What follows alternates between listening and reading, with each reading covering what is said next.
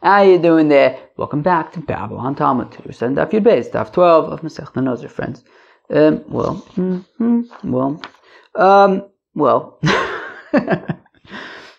Today we're talking about stuff, and we talk about Masechta Kinim. Anybody have experienced Masechta Kinim? I feel like maybe it came up in like Masechta Psachim for like a second, maybe.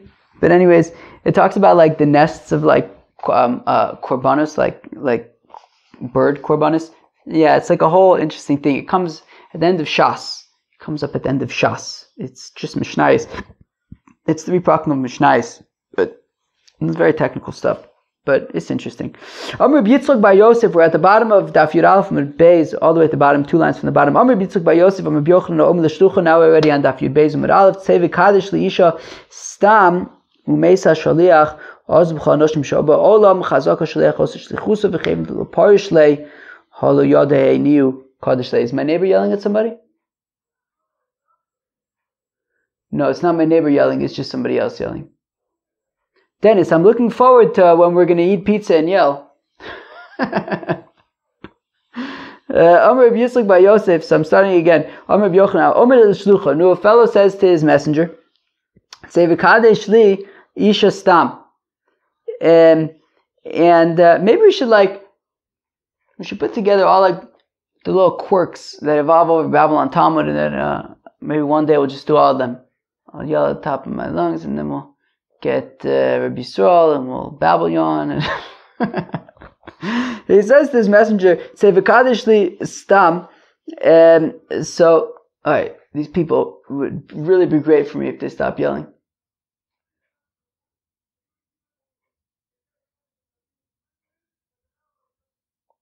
Oh, you know what I think it is? I think it's a tour guide. Tour guides are not pashut. They're so loud. The guy's just yelling to his group. Doesn't he know I'm recording Babylon Talmud?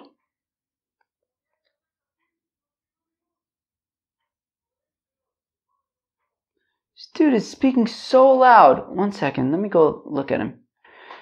Anyways, it would be great if my neighbor would yell at them. Alright, so a fellow says to his messenger, go and betroth for me a woman. And he doesn't say which woman. He says, I don't care. And any woman, just, bring somebody, find somebody, be mekadesh li. That's what I should do, L'maiseh. Let's go weiter. What happens is the messenger dies. So this poor fellow he can't get married to anybody, because anybody who he marries might turn out to be a relative of somebody else who the messenger actually betrothed. Because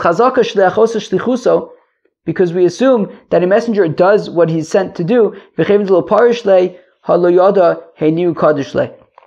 the assumption is that the messenger executed on his mission, and he did betroth somebody, then he dropped dead. We have no clue who it is who he betrothed, and therefore this sender can't actually marry anybody ever, because anybody who he marries might be a relative of the person who the messenger did, right? The person who the messenger betrothed. So therefore he can't marry anybody. Eisvei Rishlakish to Yochanan, Rishlakish asakasha to Yochanan, Kain Sisuma. If you have a nest with 2 birds in it, and those birds are going to be, they are a pair of korbanos, of bird offerings. Shaparcha goes al echad mein la'avir olam, and one of them goes and flies away. Or shaparcha levena chatos hamesos, or it flew to among the chatos birds that need to die. Or shemes echad mein, or one of the 2 birds died. Yikach zug lasheni, so just chaparan, another bird to fill it, to complete the pair. If he had already decided, right, meaning if it's a chatos and an ola, and if you already specified which bird is the chatos and which bird is the ola, well then there's nothing you can do. You can't fix that. Fine, but if he hadn't yet specified which bird was the ola, which bird was the chatos, so then if one of them flies away, he could just chaparan a different bird to replace it. Now, going back to our initial statement, right? Rabbi Yochanan had said that if a fellow sends a messenger to be Mekadesh a woman, the guy dies, we assume that he's Mekadesh a woman, he can no longer get married because any woman who he would potentially get married to might be a relative of the other person who he's engaged to. And yet, when it comes to these korban, right, these two birds, one of them flies away, okay, just find another one and use it. But how do you know that this one isn't already a bird that was set aside to be a korban? Right? How do we know that, how do you know that it's not a bird that flew away from from the nest? Where am I? Maybe it is this bird. I think the point is that if one of them fly away, so then any bird that you might take, I think the point is that it might be somebody else's bird that flew away, right? So if we're concerned, right, that we have to be concerned about all the women in the world that they might be also, then maybe we should also be concerned that all the birds in the world might be also. Amar lei. So Rabbi Yochanan responds, "Kamino ana isha delo naida." Rabbi Yochanan says, look, I'm talking about a woman who doesn't move. And what that means is, meaning, we have this concept that we've seen before of kol kavua k'mechza mechza dami, that whenever you have something that is fixed, then it's immediately considered like 50% possibility. And therefore, since the messenger would be going to her house to be mekadesh her, to betroth her, so that her house is fixed, and therefore we would apply the concept of kol kavua k'mechza mechza dami, that we treat her like as if it's, any woman would be a 50% probability, and then add to that the fact that it's not, right, that basically it's all of her relatives that would be osir, which means that, it's more than the 50% possibility, right? And therefore, that is why he can't marry any woman. Ve'omart li at isura denayid, and you're talking to me about a bird that flies away, that doesn't have a specified place that we would not apply kol kavua k'mechza mechza dami, and therefore we would say called the parish meruba parish. We would go based on the majority. V'chitema acha nami nayid emor b'shuka ashkach v'kadosh. And even if you're going to say that, no, but he was mekadesh her in the market, not in her house, hasam hajal nichusa kabeked mihadra, but by her. She would end up going back home, even if she was at the market at the time. She would end up going back home, and therefore memele,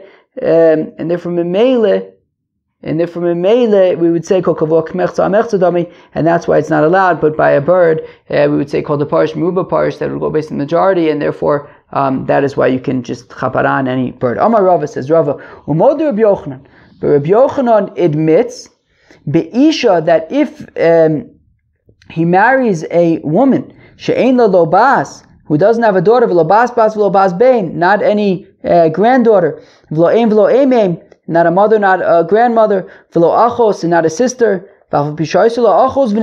even if she does have a sister, but she was married at the time that he sent her, then she would be permitted. My time is the Bayishaita, the Ka'amarle, have an Esivan Legavre. Because at the time that he made her Ima Shaliach, she was married. Kimashve Shaliach b'milsa de Kaima Kame b'milsa lo Kaima Kame b'mashve Shaliach. And when he makes him a messenger, it's based on the situation at that time. Then he makes him a messenger. Meaning, so what did we just say? So we said Amar Rava says Rava Umodu Rabbi Yochanan, that Rabbi Yochanan admits that he would be able, though, meaning. So in the case where he sent a messenger, he says, just marry, be Mekadesh any woman. And then he dies. And now we have no clue who he was Mekadesh. So we said he can't be Mekadesh anybody because right, he cannot not get married to anybody because it might be a relative of the person who the Shliach was Mekadesh, and we have no clue.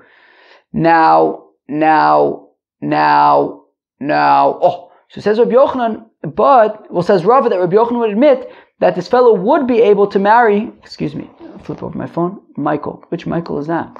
Okay, but he would be able to marry a woman who has no relatives. No daughter, no mother, no sister.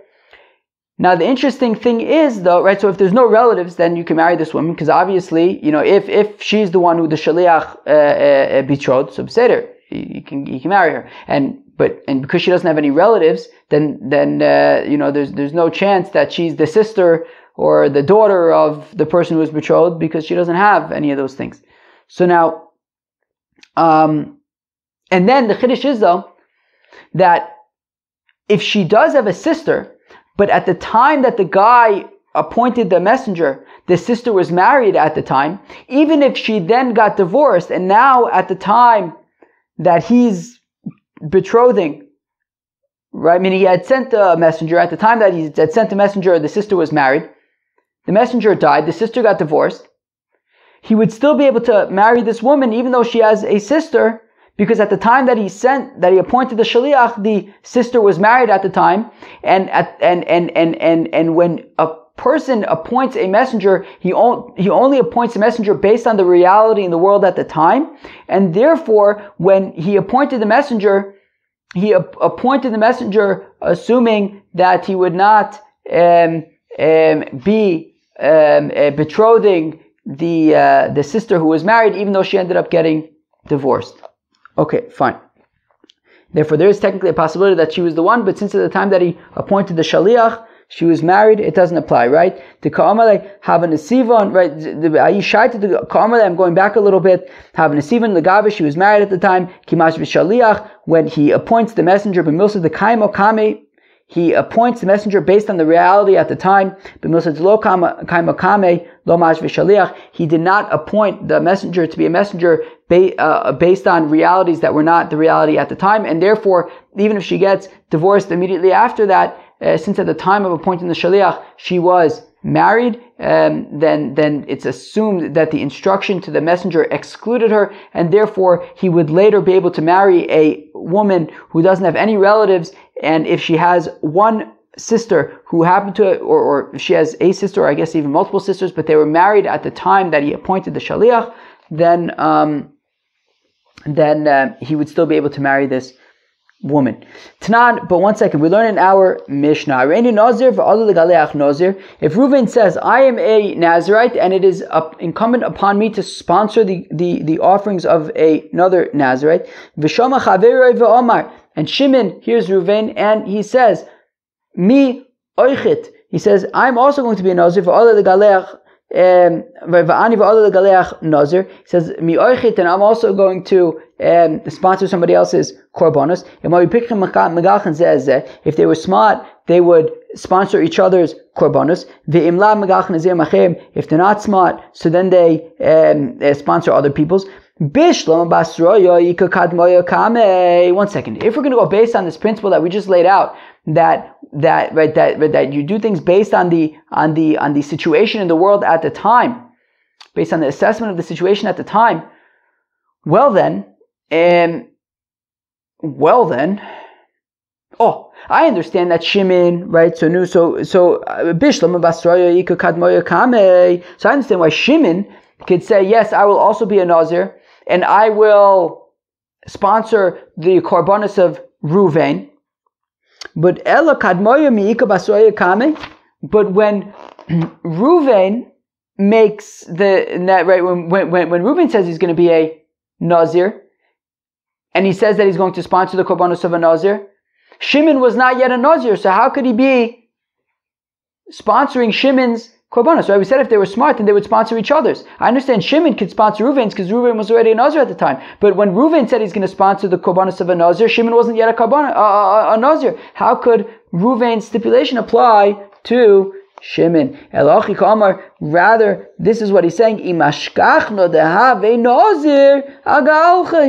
Rather, what Reuven is saying is that if it turns out that Shimon is going to be a Nazir, well then I'll sponsor his korbanos. Therefore, I should say, as well, by the situation of this guy who says, just marry me, betroth me any woman. If you find that she's divorced, so then she's fair game. You could be Mekadesh her. And therefore, if you have a woman who is if you find a woman to marry, but she has a sister, the sister was divorced at the time, but then subsequently, she was married at the time, but then subsequently got divorced, it should be a problem, because maybe the shaliach was Mekadesh her. Amrei le mashve in shaliach elo b'milsa de motzi ovid hashta. So then the Gemara tweaks its approach and says, well, a fellow only appoints a shaliach to do something that he himself can do right now. But he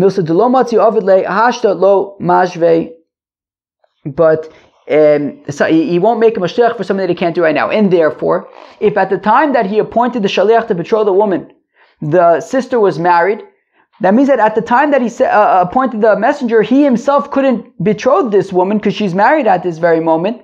So therefore, in appointing the messenger, he is not giving, the authority to the messenger to betroth this woman because at this very moment she is married, and therefore she's excluded from the potential of being mikudeshes by this messenger. Velo, but 1 second, is that really true? That when a fellow appoints a messenger, he it's to the exclusion. Well, he's only appointing a messenger to do things that he himself can do at this very moment.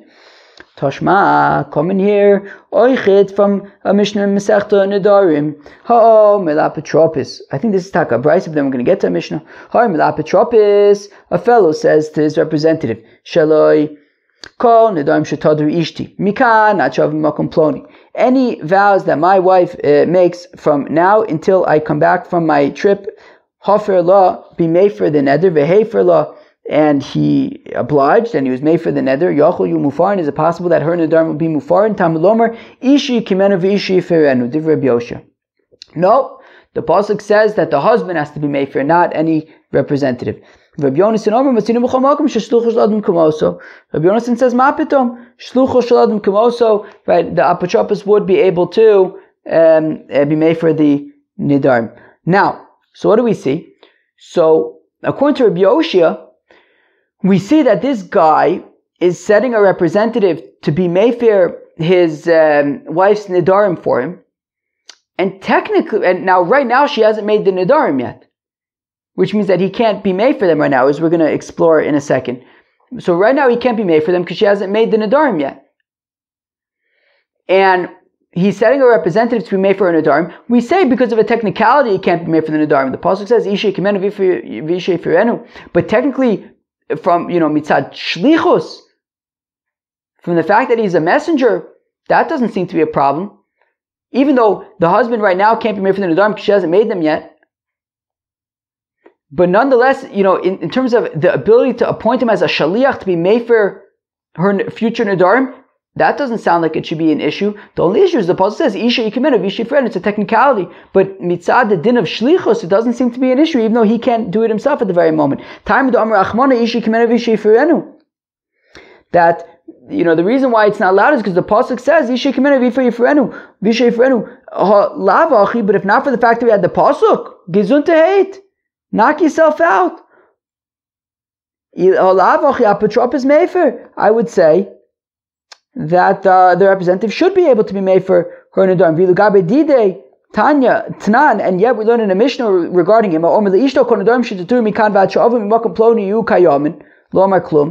that if a fellow says that any nidarim that you make between now and when I get back from my trip, they will be kayamin, they will take effect, it's irrelevant. Harein mufarin, if he says that they will be mufarin, Rabbi Eliezer Omer mufar, Rabbi Eliezer says he could do that, he could be made for nidarim in the future. V'chacham Omer eino mufar, whereas the chachamim say they are not mufar. And kosakadaitech ki Omer Rabbi Yoshia ali b'derabanon de'amri lo matzi mefer, and we're assuming that Rabbi Yoshia holds like the Rabbanon, who say that he would be unable to be made for her future nidarim, which means that at the time that the husband is appointing this representative before he goes on his trip, and she hasn't made any nidarim yet, and he of course can't be made for the nidarim right now because, like the rabbis say, you can't be made for future nidarim, and yet if not for the technicality that we have a pasuk that says that the husband needs to be made for, apotropos have a mefer. The apotropos would be able to be appointed to be made for nidarim, even though the husband himself cannot be made for nidarim right now. For 1 second, maybe really a fellow cannot appoint a messenger to do something that he's unable to do right now. Maybe Rabbi Yosha holds like Rabbi Eliezer, who says that he actually can be made for her future nidarim, and therefore he's representing, he's appointing a representative to do something that he can himself do right now, which is made for future nidarim, according to Rabbi Eliezer. If that's the case, if it's like Rabbi Eliezer that he can be made for future nidarim, then why does he need a representative? Let him be made for them when he comes back and finds out about them. Or mitridna, maybe he will, forget, or he'll be busy, or he'll be upset for whatever reason, and he won't be made for it. So therefore, he sets aside a representative so that he doesn't have to deal with it himself. But you could argue that technically speaking, Rabbi Yosha holds like Rabbi Eliezer, who says that he can be made for future nidarim, and therefore, when he's appointing a messenger, it's to do something that he himself is able to do, but you're unable to appoint a messenger to do something that you yourself are unable to do, and therefore tying it back in to the case of when he sends a messenger to be mekadesh any woman, so then it doesn't apply to the married sisters because he would be unable to marry that sister at the time since she is currently married. Says the Mishnah,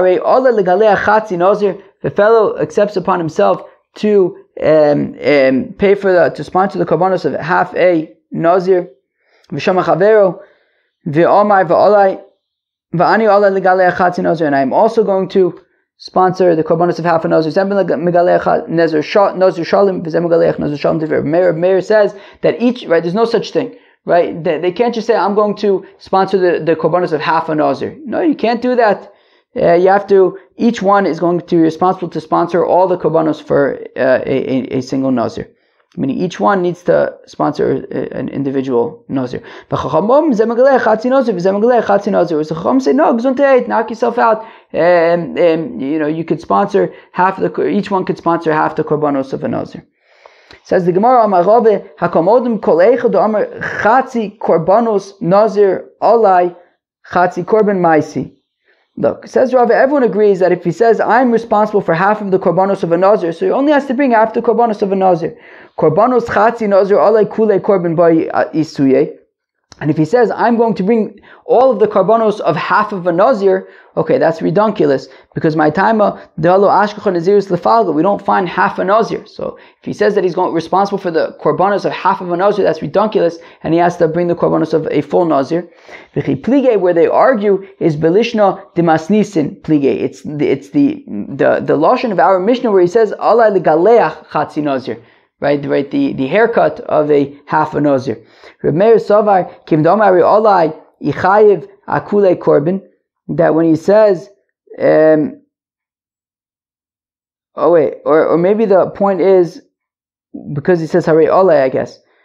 That because he says Hare Olai, so says Reb Meir, he is accepting upon himself everything, all the korbanos of a Nazir. He can't just say half of it. Whereas Rabbanan say, no, he's clarifying what he's saying. He's saying, Arei Olai, korbanos chatzi Nazir. He's saying, no, what I'm accepting upon myself is to pay for half of the korbanos of a Nazir. Friends, that was the Yud Beis of Masechta Nazir. Interesting sugya today about a fellow who appoints a shaliach to betroth the woman. The shaliach dies. Now we have no clue who the woman is. Rabbi Yochanan says that he now basically can only get married to a woman who essentially has no relatives, or a relative who was married at the time of the appointing of the shaliach, which then got us to an interesting concept that you can only appoint a shaliach if you yourself can do that job at that time. And therefore, since the sister was married at the time, the shlichus did not apply to her. Friends, that was Daf Yud Beis of Masechta Nazir. Peace out.